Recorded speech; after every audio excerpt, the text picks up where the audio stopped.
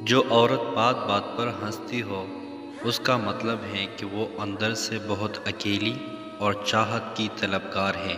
اس کا دل بہت خوبصورت ہے۔ مرد ایک ایسا تاج محل ہے جس کے اندر بے شمار ممتاز دفن ہوتے ہیں۔ راز کی بات تو لوگوں سے نہیں کیا جا سکتا۔ ایک وہ عورت جو آزاد ہو اور دوسرا وہ مرد جو وفادار نہ ہو۔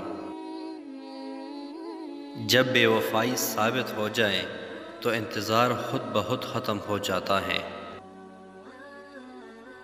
عورت کو ایک لمحے کے لیے بھی محبت کا احساس ملے تو وہ اسی لمحے میں قید ہو جاتی ہے۔ عورت ملکیت کی نہیں، محبت کے حصارے میں جینا چاہتی ہے۔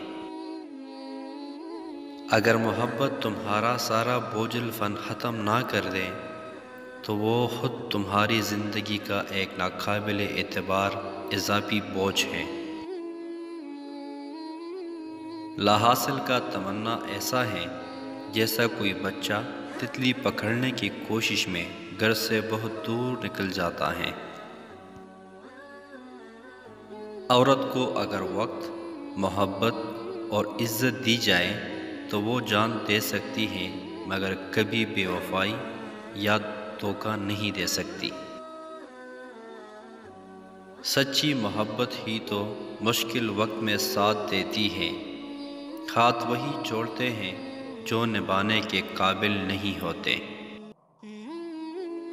ڈھیر ساری نامکمل خواہشوں کے ہوتے ہوئے خوشی کے لیے کچھ پل چرا لینے کا نام زندگی ہے۔